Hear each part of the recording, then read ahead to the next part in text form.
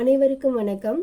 இன்னைக்கு நாம் 10th standard history புக்கில் இருக்க 19ஆம் நூற்றாண்டில் சமூக சமய சீர்திருத்த இயக்கங்கள், ஸோ இந்த லெசன் பற்றி தான் பார்க்க போகிறோம். இது எக்ஸாம் பாயிண்ட் ஆஃப் வியூவில் வெரி இம்பார்ட்டன்ட் லெசன். கண்டிப்பாக இதுலேருந்து நிறைய கேள்விகள் வெரி ஆஃபன் கேட்டுகிட்டே தான் இருக்காங்க. இந்த லெசனை பொறுத்த வரைக்கும் நிறைய பேஜஸ் இருக்கிற மாதிரி இருக்கும். ஆனால் நம்ம எடுத்து பார்த்தோன்னா ஜஸ்ட்டாக பார்த்தோன்னா ஒரு 2 பேஜஸ்க்குள்ளே தான் ஹிண்ட்ஸு அடங்கும். ஸோ இதுதான் இந்த லெசனோட ஹிண்ட்ஸு. ஸோ இது ஃபுல்லாக நம்ம இன்றைக்கி இந்த வீடியோவில் பார்ப்போம். ஸோ வீடியோ ஃபுல்லாக வாட்ச் பண்ணுங்கள். அதே மாதிரி இந்த வீடியோ முடிஞ்ச பிறகு இந்த லெசனுடைய ப்ராக்டிஸ் செஷன் கேள்விகளோடு இருக்கும், அதையும் வாட்ச் பண்ணுங்கள். அதுதான் ரொம்ப இம்பார்ட்டன்ட். இந்த வீடியோவை இந்த லெசனை நம்ம 2 பார்ட்டாக பார்ப்போம். ஸோ இதில் ஃபஸ்ட்டு பார்ட்டில் நம்ம இந்த 4 டாபிக்ஸாக நம்ம பார்ப்போம். இந்த லெசனை பார்த்தீங்கன்னா மொத்தம் 7 டாபிக் தான் அவங்க கொடுத்துருப்பாங்க. ஆனால் அதுலேயே நிறைய இருக்கிற மாதிரி இருக்கும். பட் இம்பார்ட்டன்ட் மட்டும் நம்ம இந்த நோட்ஸில் பார்ப்போம். அதில் most important exam point of வியூவில் என்னென்ன கேட்பாங்க அப்படின்றத நான் எடுத்து கொடுத்துருக்கேன். ஸோ இதில் பார்த்தீங்கன்னா மொத்தம் 4 டாபிக் இந்த வீடியோவில் பார்க்க போகிறோம். வங்காளத்தில் தொடக்க கால சீர்திருத்த இயக்கங்கள். ஸோ வங்காளத்தில் என்னென்னலாம் ஏற்பட்டுச்சுன்னா ஒரு 5 டாப்பிக்கில் நம்ம பார்ப்போம். ராஜாராம் மோகன் ராய் பற்றி பார்ப்போம். மகரிஷி தேவேந்திரநாத் தாகூர், ரவீந்திரநாத் தாகூருடைய அப்பா. அடுத்தது கேசவ் சந்திர சென், ஈஸ்வர் சந்திர வித்யாசாகர், பிரார்த்தனை சமாஜம். ஸோ இது மட்டும்தான் இந்த வங்காளத்தில் ஏற்படுத்தப்பட்ட சீர்திருத்த இயக்கங்களில் பார்ப்போம். அடுத்ததாக இந்து புத்தெழுச்சி இயக்கம். இதில் பார்த்திங்கன்னா ஒரு 5 பேர் வருவாங்க. ராமகிருஷ்ண பரமஹம்சர், சுவாமி தயானந்த சரஸ்வதி, விவேகானந்தர், பிரம்மஞான சபை, அன்னிபெசன்ட் அம்மையார். ஸோ இந்த 5 பேரை பற்றி நம்ம இந்த இந்து புத்தெழுச்சி இயக்கத்தில் பார்ப்போம். அடுத்ததாக சாதி எதிர்ப்பு இயக்கங்கள். சாதி எதிர்ப்பு இயக்கங்களில் ஜோதிபா பூலே, நாராயணகுரு, ஐயன்காளி, இவங்க 3 பேரை பற்றி பார்ப்போம்.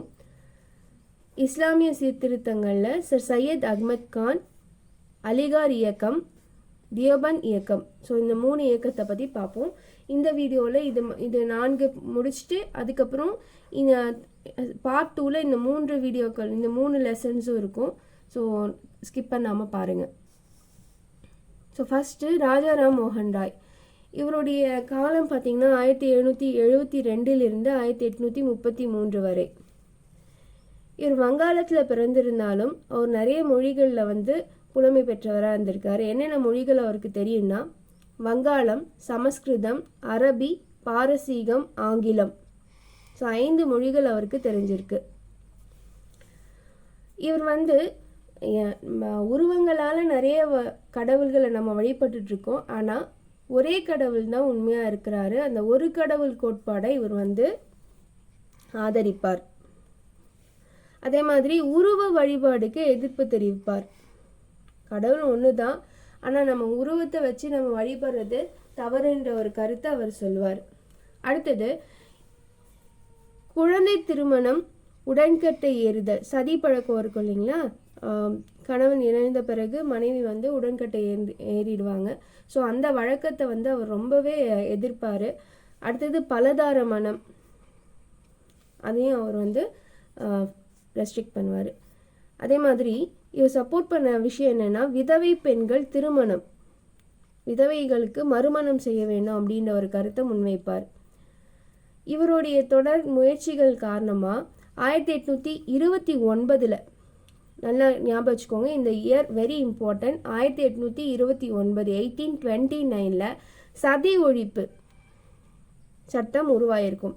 யாருடைய தலைமையின் கீழ்னா வில்லியம் பெண்டிங். இந்த பாயிண்ட் நல்லா ஞாபகம் வச்சுக்கோங்க. இந்த 4 பாயிண்ட்டுமே ஒன்றுக்கு ஒன்று ரிலேட் ஆனது. ராஜாராம் மோகன் ராய் 1829 சதி ஒழிப்பு யாரின் தலைமையில்னா வில்லியம் பெண்டிங். அதே மாதிரி இவர் பெண்ணடிமைத்தனத்தை ரொம்ப எதிர்ப்பார். இவர் நம்ம இந்தியாவில் வெஸ்டர்ன் எஜுகேஷன் உருவாகணும், அந்த மேலை நாட்டு கல்வியில் வர அறிவு அவங்களுக்கு தேவைப்படுது அப்படின்ற ஒரு கருத்தை முன்வைப்பார். ஸோ மேலை நாட்டு கல்விகள் அறிமுகப்படுத்தணும் அப்படின்ற ஒரு பாயிண்ட் கொடுப்பாரு. அடுத்தது 1828 பிரம்ம சமாஜத்தை நிறுவுறார். அதே ஆண்டு ஆகஸ்ட் மாதம் 20ஆம் தேதி கொல்கட்டாவில் ஒரு கோவில் உருவாக்குறாரு. இந்த கோவிலோட சிறப்பு ஒன்று இருக்குது. இங்கே எந்த உருவ வழிபாடும் இருக்காது. அதே மாதிரி அவர் ஒரு கோட் எழுதி வச்சிருப்பார், இங்கே அனைத்து மதங்களும் சமம், எந்த ஒரு மதத்தையும் புண்படுத்துகிற மாதிரியோ இல்லை எதிர்ப்பு தெரிவிக்கிற மாதிரியோ எந்த செயல்லையும் ஈடுபடக்கூடாது அப்படின்ற ஒரு கோட் எழுதியிருப்பார். இவருக்கு அடுத்தது இவருடைய இறப்பிற்கு பின்னர் அந்த பிரம்ம சமாஜத்தை யார் எடுத்து நடத்துவாங்கன்னா ரவீந்திரநாத் தாகூரின் தந்தையான மகரிஷி தேவேந்திரநாத் தாகூர். இவருடைய காலம் பார்த்தீங்கன்னா 1817 1905 வரை. இவர் பற்றி சொல்லியிருப்பாங்க, ஒரு 4 பாயிண்ட் தான் கொடுத்துருப்பாங்க. இவர் என்னென்ன முக்கியமாக இன்சிஸ்ட் பண்ணியிருப்பாங்க அப்படின்றது ஒரு 4 பாயிண்டாக கொடுத்துருப்பாங்க. உலகத்தை படைத்தவர் கடவுள். ஃபஸ்ட்டு ஸ்டார்டிங்கில் எதுவுமே இல்லாமல் இருந்தது, இந்த உலகத்தையே உருவாக்குனவர் கடவுள் தான் அப்படின்ற ஒரு பாயிண்ட் சொல்லியிருப்பார் ஃபஸ்ட்டு. அடுத்ததாக கடவுளே நிலையானவர், அவருக்கு இணை யாரும் இல்லை அப்படின்ற பாயிண்ட் சொல்லியிருப்பார். அதே மாதிரி அவரை வணங்கிறது தான் நம்ம அடையக்கூடிய வீடு பேர் மோட்சம் அப்படின்ற ஒரு பாயிண்ட் சொல்வார். அவரை நம்புவதும் அவர் விருப்பத்தை செயல்படுத்தும் தான் அவரை உண்மையாக வணங்குறதுக்கு அர்த்தம் அப்படின்ற ஒரு பாயிண்ட்டையும் சொல்லியிருப்பார். ஸோ இந்த 4 பாயிண்ட் தான் மகரிஷி தேவேந்திரநாத் தாகூர் கீழே வரும். இவருக்கு அடுத்தது இவர் பார்த்தீங்கன்னா ஒரு மிதவாதி. தேவேந்திரநாத் பார்த்தீங்கன்னா ஒரு மிதவாதி. ஆனால் இவருடைய குழுலே ஒருத்தவங்க இருப்பாங்க, ஒரு பேர் என்னன்னா கேசவ் சந்திர சென். இவர் என்ன நினைப்பார்னா மாற்றம் விரைவாக நடக்கணும், எவ்வளோ நாள் நம்ம பொறுமையாக நம்ம காத்துட்ருக்க முடியும் அப்படின்ட்டு ஒரு எக்ஸ்ட்ரீமிஸ்ட் மாதிரி இவர் ஸோ என்ன பண்ணுவார்னா 1857 இந்த சபையில் இணைவார். ஆனால் அவர் என்ன நினைப்பார், விரைவான மாற்றங்கள் வர வேண்டும் அப்படின்ற கருத்தை முன்வைப்பார். 1866 57 ஜாயின் பண்ணுறாரு. 66 உறுப்பினர்களிடையே சில பிளவுகள் ஏற்படுது. ஸோ அதன் காரணமாக இந்த சபையை விட்டு வெளியே வந்துடுவார். வெளியே வந்துட்ட பிறகு இந்திய பிரம்ம சமாஜம், நல்லா ஞாபகம் வச்சுக்கணும், இது வெறும் பிரம்ம சமாஜம். பிரம்ம சமாஜம் யாரால் ஏற்றப்பட்டதுன்னா பிரம்ம சமாஜ் ராஜாராம் மோகன் ராயால் ஏற்றப்பட்டது. அதே மாதிரி இந்திய பிரம்ம சமாஜம் யார் உருவாக்குனாங்கன்னா கேசவ் சந்திர சென். சரிங்களா? இந்த மாதிரி ஒரு அமைப்பு உருவாக்கிட்ட பிறகு இந்த பழைய பிரம்ம சமாஜம் இருக்கு இல்லைங்களா, இதை ஆதி பிரம்ம சமாஜம் அப்படின்ற ஒரு வார்த்தையால் சொல்கிறாங்க அப்படின்ற பேர். அடுத்தது இவர் பிடிக்காமல் போயிடும். ஏன்னா இவர் நிறைய பேருக்கு பிடிக்காமல் போயிடும். இவர் ஃபஸ்ட்டு குழந்தை திருமணத்தை எதிர்ப்பார். இதுக்காக நிறைய போராடுவார், நிறைய சட்டங்கள் இயற்ற வேண்டும் சொல்வார். ஆனால் இவருடைய பெண் குழந்தைய 14 வயசு தான் ஆகும். அவங்களுக்கு இளவரசர் ஒருத்தருக்கு மனம் முடிச்சு வச்சிருவார். ஸோ அதன் காரணமாக அந்த குழுவில் இருக்கக்கூடிய உறுப்பினர்களிடையே ஒரு மனக்கசப்பு ஏற்படும். அதனால் என்ன பண்ணுவாங்க, வெளியேறி அதுலேருந்து ஒரு பார்ட் ஆஃப் மெம்பர்ஸ் மட்டும் வெளியில் சாதாரண சமாஜ் அப்படின்ற ஒரு இயக்கத்தை உருவாக்குவாங்க. ஸோ அப்போ நம்ம சமாஜில் பார்த்தீங்கன்னா பிரம்ம சமாஜ் ராஜாராம் மோகன் ராய், இந்திய பிரம்ம சமாஜ் கேசவ் சந்திர சென், சாதாரண சமாஜ் கேசவ் சந்திரன் சென் கிட்ட இருந்து பிரிஞ்சு போன குழுக்களால் ஏற்படுத்தப்பட்ட ஒரு அமைப்பு. அடுத்ததாக பார்த்தீங்கன்னா ஈஸ்வர் சந்திர வித்யாசாகர். இவருடைய காலம் 1820 1891 வரை. இவர் ஒரு ஸ்ட்ராங்காக ஒரு பாயிண்ட் சொல்வார், இந்து மறை நூல்களே முற்போக்கானவை. நம்ம இந்து மறை நூல்களில் சொல்லப்படாத விஷயங்கள் எதுவுமே கிடையாது. ஸோ நீங்கள் அதை ஃபாலோ பண்ணாலே நம்ம சொசைட்டி நல்ல ஒரு பொசிஷனுக்கு வரும் அப்படின்ற பாயிண்ட்டை அவர் ஸ்ட்ராங்காக இன்சிஸ்ட் பண்ணுவார்.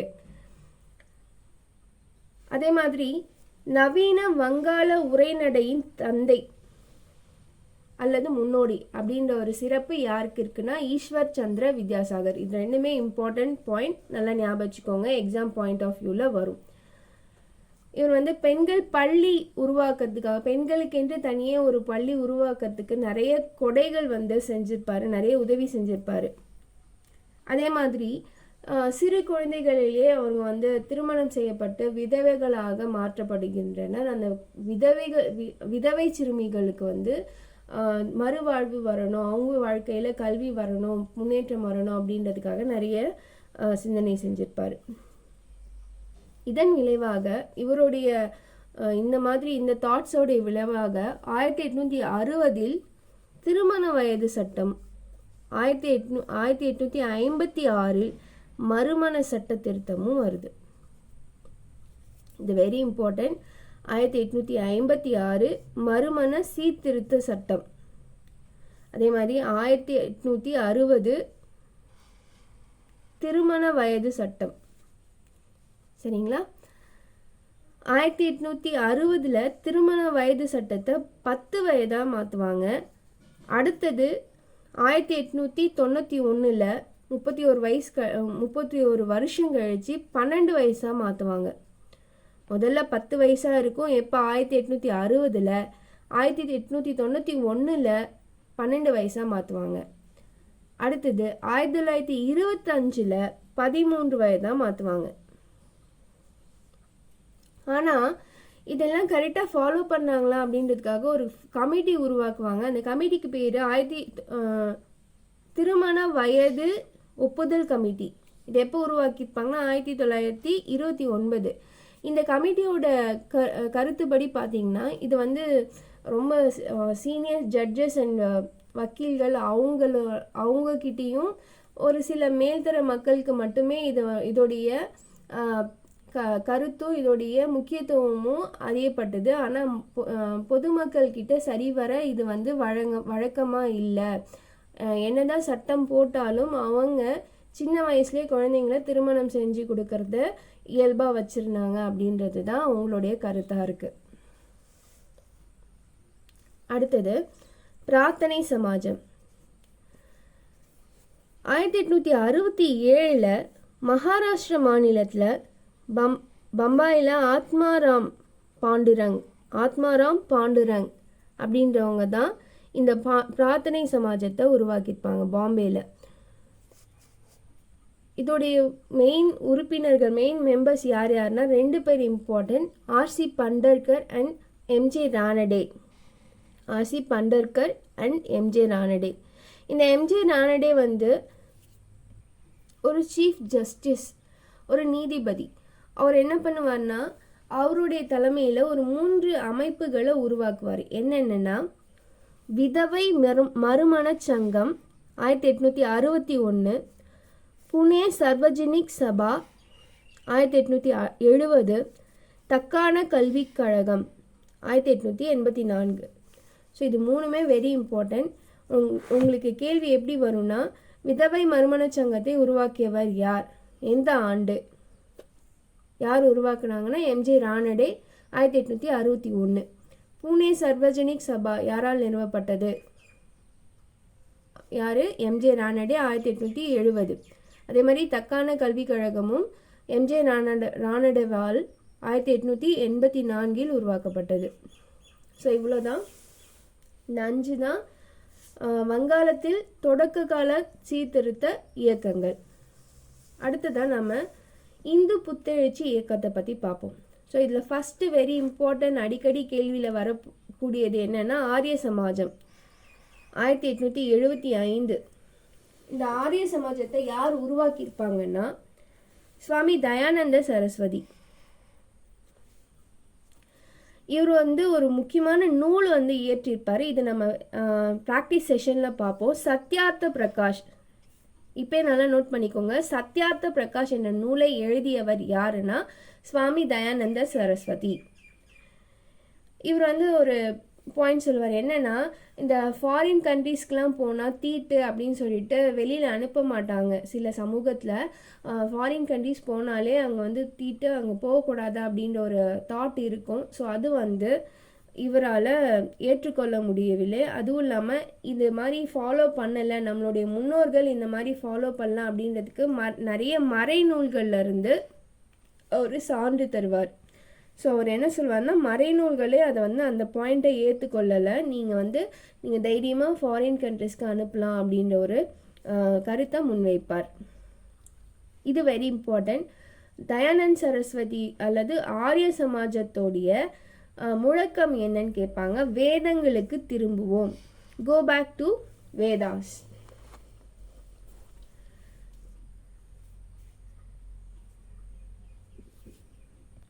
அதே மாதிரி நம்ம ஆங்கிலேயர்கள் என்ன பண்ணுவாங்கன்னா, இந்தியன்ஸை கிறிஸ்டியன்களாக மத மாற்றம் பண்ணுவாங்க. ஸோ அந்த ஹிந்துஸ் எய்தர் முஸ்லீம்ஸாகவும் கன்வெர்ட் பண்ணப்படுவாங்க, கிறிஸ்டின்ஸாகவும் கன்வெர்ட் பண்ணப்படுவாங்க. ஸோ அந்த மாதிரி மத மாற்ற முயற்சிகளை இவர் தடுத்திருப்பார். அந்த மதம் மாறிய இந்துக்களுக்கு சுத்தி எனப்படும் ஒரு மத சடங்கு வழக்கத்துக்கு கொண்டு வருவார். அதே மாதிரி ஆங்கில வேத பள்ளிகளை உருவாக்குவார். ஸோ இதுதான் ஆரிய சமாஜத்தை பொறுத்த வரைக்கும் இருக்கிற பாயிண்ட்ஸு. ஆரிய சமாஜம் சுவாமி தயானந்த சரஸ்வதியால் உருவாக்கப்பட்டது. இவர் எழுதிய நூல் சத்யார்த்த பிரகாஷ், வேதங்களுக்கு திரும்புவோம், சுத்தி மதமாற்றம் செய்யப்பட்ட இந்துக்களுக்கு செய்யப்படும் சடங்கு, ஆங்கிலேய வேத பள்ளிகள்.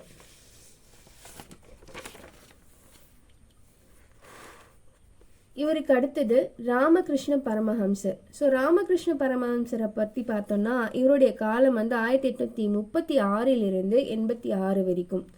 இவர் கொல்கத்தாவில் இருக்க தட்சிணேஸ்வரம், இது வெரி இம்பார்ட்டன்ட், தட்சிணேஸ்வரம் அப்படின்ற ஒரு இடத்துல கோயில் அர்ச்சகராக இவர் இருப்பார். இவர் அர்ச்சகராக இருக்கும்போதே நிறைய பஜனை பாடல்கள் மூலயமா கடவுளை ரீச் பண்ணோம் அப்படின்ற ஒரு கொள்கை உடையவர். ஸோ நிறைய பஜனை பாடல்கள் உருவாக்கியிருப்பார். இவர் காளியின் தீவிர பக்தன். அதே மாதிரி கடவுளின் திருவிளையாடல்கள் முடிவற்றவை அப்படின்ற ஒரு கோட் சொல்லியிருப்பார். இவருடைய இன்னொரு பாயிண்ட் என்னென்னா, ஜீவனே சிவன், மனித ஜீவனே சிவன், மனிதர்களுக்கு செய்யப்படும் சேவையே கடவுளுக்கு செய்யப்படும் சேவையாகும். இது வெரி இம்பார்ட்டன்ட். இந்த 2 லைன் கொடுத்து இது யாரால் சொல்லப்பட்டது அப்படின்னு கேட்பாங்க. மனிதர்களுக்கு செய்யப்படும் சேவையே கடவுள்களுக்கு செய்யப்படும் சேவையாகும் அப்படின்ற பாயிண்ட் ராமகிருஷ்ண பரமஹம்சரால் கொடுக்கப்பட்டது. இவருடைய இறப்புக்கு பின்னர் இவரோட சீடர்கள் என்ன பண்ணுவாங்கன்னா, ராமகிருஷ்ணா மிஷன் அப்படின்ற ஒரு அமைப்பை உருவாக்குவாங்க. இதோடைய பின்புலத்தில் முக்கியமாக செயல்பட்டவர் யாருன்னா சுவாமி விவேகானந்தர். ஸோ சுவாமி விவேகானந்தர் பற்றி இப்போ பார்ப்போம். இவருடைய காலம் 1863 1902 வரை. ஸோ இவருடைய இயற்பெயர் நரேந்திரநாத் தத்தா. இவர் மனித குலத்திற்கு தொண்டு செய்தல் அப்படின்ற ஒரு பெரிய கோட்பாடை வச்சிருப்பார். அடுத்தது இவர் மெயினாக யங் பீப்புள், இளைஞர்களுக்கு அறைகூவல் விடுவார். ஸோ நாட்டை திருத்தத்துக்கோ இல்லை சீர்திருத்தம் பண்ணுறதுக்கோ நமக்கு இளைஞர்கள் தான் தேவை அப்படின்ற ஒரு கருத்து இவர்கிட்ட இருக்கும். அடுத்தது இவரை பற்றி பார்த்தீங்கன்னா 1893 சிக்காகோ நாட்டில் ஒரு உரை ஏற்படுத்தியிருப்பார். அதில் டியர் பிரதர்ஸ் அண்ட் சிஸ்டர்ஸ் அப்படின்ற ஒரு ஸ்டார்டிங் சென்டென்ஸோடு ஸ்டார்ட் பண்ணியிருப்பார். அது உலக புகழ்பெற்ற ஒரு உரை, அது நம்ம எல்லாருக்குமே தெரியும். ஆனால் அதில் நம்ம ஞாபகம் வச்சுக்க வேண்டியது 1893 அந்த இயர் கேட்பாங்க. நெக்ஸ்ட் பார்த்தீங்கன்னா, சமய சடங்குகளில் சிலரை ஒதுக்கப்பட்டுருவாங்க. ஸோ அந்த ஒதுக்கப்பட்டவர்களுக்கு சார்பாக இவர் குரல் கொடுப்பார். இவருடைய தாட்ஸால் இன்ஸ்பயர் ஆன நிறைய யங் பீப்புள் சுதேசி இயக்கத்தில் நல்ல இன்வால்வ் ஆகிட்டாங்க தங்களை. அடுத்தது பிரம்மஞான சபா. ஸோ பிரம்மஞான சபா யாரால் நிறுவப்பட்டதுன்னா ஹெச்பி பிளாவட்ஸ்கி மற்றும் ஹெச்எஸ் ஆல்காட். ஸோ இவங்க 2 பேருமே ஃபஸ்ட்டு 1875 அமெரிக்காவில் தான் இந்த அமைப்பை உருவாக்குறாங்க. ஆனால் 1875 ஆரம்பிக்கப்பட்ட இந்த நிறுவனமானது 1886 சென்னை அடையாருக்கு மாற்றம் செய்யப்பட்டது. ஸோ நிறுவியர்கள் ஹெச்பி பிளாவட்ஸ்கி, ஹெச்எஸ் ஆல்காட். இவங்க என்ன சொல்லுவாங்கன்னா, செவ்வியல் நூல்கள், அதாவது உபநிடதங்கள், பகவத்கீதை, ராமாயணம், இதை மாதிரி இருக்கிற செவ்வியல் நூல்களை நீங்கள் படிக்கணும் அப்படின்ற ஒரு பாயிண்ட்டை எல்லாருக்கும் இன்சிஸ்ட் பண்ணுவாங்க. அடுத்ததா இந்த அமைப்பின் மூலமாக பௌத்த மதம் புத்துயிர் பெற்றது. இந்த அமைப்பில் அன்னிபெசன்ட் அம்மையாருடைய பங்களிப்பு என்னன்னு பார்ப்போம். 1847 டு 1933 இவருடைய காலம். ஆல்காட், நம்ம இது பார்த்தோம் இல்லைங்களா, ஹெச்எஸ் ஆல்காட்டால் நிறுவப்பட்டதுன்னு பார்த்தோம் இல்லைங்களா, இவன் 2 பேராலையும். இவருடைய மறைவுக்கு பிறகு, ஆல்காட்டின் மறைவிற்கு பிறகு தலைவர் யாராக இருந்தாங்கன்னா அன்னிபெசன்ட் அம்மையார். அயர்லாந்து நாட்டில் தன்னாட்சியை ஏற்படுத்தணும் அப்படின்ற ஒரு கருத்து, சுதந்திரம் அடையணும் அப்படின்ற ஒரு கருத்து அயர்லாந்துக்கு எப்படி தன்னாட்சி வந்ததோ அதே மாதிரி இந்தியாவிற்கும் தன்னாட்சி வேண்டும் அப்படின்ற ஒரு கொள்கையை இவங்க கடைபிடிப்பாங்க. இவரால் ஏற்படுத்தப்பட்ட இயக்கங்கள், செய்தித்தாள்கள் என்னென்னா காமன்வெல்த், நியூ இந்தியா. இது கண்டிப்பாக கேட்பாங்க. இது எப்படி கேட்பாங்கன்னா, இந்திய தேசிய இயக்கத்தில் இவங்களும் ஒரு பார்ட்டாக இருப்பாங்க. ஸோ அந்த பீரியடில் வந்த மேகசின்ஸ், நியூஸ் பேப்பர்ஸை நிறைய பேர் வந்து நிறைய நாளிதழ்களையும் செய்தித்தாள்களையும் வெளியிட்டிருப்பாங்க. அது எல்லாத்தையும் நம்ம ஒரு மேட்ச் த ஃபாலோயிங்காக கிளப் பண்ணி கொடுப்பாங்க. ஸோ நமக்கு இவங்களுடைய பாயிண்ட் ஞாபகம் இருந்தால் மற்றவங்களது வந்து நம்ம ஈஸியாக எலிமினேட் பண்ணிடலாம். நல்லா ஞாபகம் வச்சுக்கோங்க. அன்னிபெசன்ட் அம்மையார் எழுதிய செய்தித்தாள்கள் என்னென்னா Commonwealth, new India. Commonwealth, new India. அடுத்தது சாதி எதிர்ப்பு இயக்கங்கள். ஸோ இதில் ஃபஸ்ட்டு நம்ம பார்க்க போகிறது ஜோதிபா பூலே. இவருடைய பிறப்பு வந்து 1827 மகாராஷ்டிரா மாநிலத்தில் பிறக்கிறாரு. 1852 ஆண்டு பூனேல ஒடுக்கப்பட்டோருக்கான முதல் பள்ளியை உருவாக்குறார். இது வெரி இம்பார்ட்டன்ட். இந்த பாயிண்ட் கண்டிப்பாக கேட்பாங்க, நல்லா நோட் பண்ணிக்கோங்க. 1852 பூனே ஒடுக்கப்பட்டோருக்கான முதல் பள்ளி. அதே மாதிரி பிராமணர் அல்லாத மக்களும் சுயமரியாதை மற்றும் குறிக்கோளோட வாழ வேணும் அப்படின்ற ஒரு பாயிண்ட் சொல்லுவாங்க. இவரால் ஏற்படுத்தப்பட்ட இன்னொரு அமைப்பு என்னன்னா Satyashodhak Samaj, truth seekers society. அடுத்ததா குழந்தை திருமணத்தை இவங்களும் எதிர்ப்பாங்க. இவருடைய மனைவி பேர் என்னன்னா சாவித்ரி பாய் பூலே. ஸோ இவங்க தான் இந்திய நாட்டில் நம்ம ஃபேமஸாக சொல்லக்கூடிய ஃபர்ஸ்ட் விமன் டீச்சர். இவங்க வந்து என்ன பண்ணுவாங்கன்னா, ஒடுக்கப்பட்ட பெண்கள் மற்றும் மக்களுடைய முன்னேற்றத்துக்கு நிறைய குரல் கொடுப்பாங்க. இவங்க 2 பேரும் சேர்ந்து பெற்றோர் இல்லா, அதாவது பேரண்ட்ஸ் இல்லா குழந்தைங்களுக்கு விடுதி ஒன்றை ஏற்படுத்துவாங்க. விதவை பெண்கள் அவர்களுடைய வாழ்க்கைக்காக காப்பகம் ஒன்றத்தையும் ஏற்படுத்துவாங்க. குலாம்கிரி அப்படின்னா அடிமைத்தனம் அப்படின்ற ஒரு அர்த்தம். ஸோ இந்த நூலை யார் எழுதினாங்கன்னா ஜோதிபா பூலே. ஏற்கனவே சத்யார்த்த பிரகாஷ்னு ஒரு நூல் பார்த்தோம். அது யார் எழுதுந்து? தயானந்த சரஸ்வதி. இந்த நூல் யார் எழுதுந்து? குலாம்கிரி அப்படின்ற நூல் யார் எழுதுந்துன்னா ஜோதிபா பூலே. அடுத்தது நாராயணகுரு. இவர் வந்து கேரள மாநிலத்தை சார்ந்தவர். 1854 1928 வரைக்கும் இவருடைய பீரியடு. இவர் என்னென்ன மொழியெல்லாம் வல்லமை பெற்றிருந்தார்னா மலையாளம், சமஸ்கிருதம், தமிழ். ஸோ இந்த 3 மொழிகள் அவருக்கு தெரிஞ்சிருக்கு.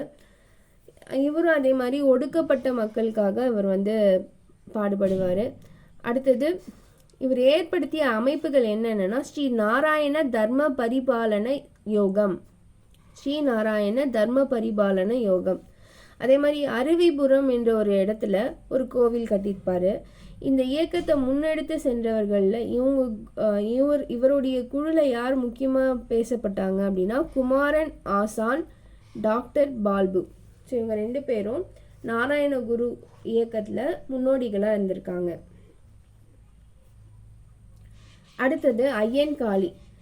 இவர் வந்து சின்ன வயசுலேருந்தே இந்த ஒடுக்கப்பட்ட சமூகத்தில் இருந்து நிறைய வந்து அவமானங்களையும் இழிவுகளையும் சந்திச்சிருப்பார். ஸோ சின்ன வயசுலேருந்தே அவருக்கு வந்து ஒரு தாட் வரும், ஒடுக்கப்பட்டவர்களுக்காக நம்ம எதனா செய்யணும் அப்படின்ற ஒரு தாட் இருக்கும். இவர் வந்து பிறப்பு 1863 திருவனந்தபுரத்தில் உள்ள வெங்கனூர் அப்படின்ற ஒரு இடத்துல பிறப்பார். அடுத்தது இவர் வந்து இவருடைய சிந்தனையினாலும் இவருடைய செயலாலும் இவர் வந்து சாதி எதிர்ப்பு இயக்கத்தின் தலைவராக தேர்ந்தெடுக்கப்படுவார்.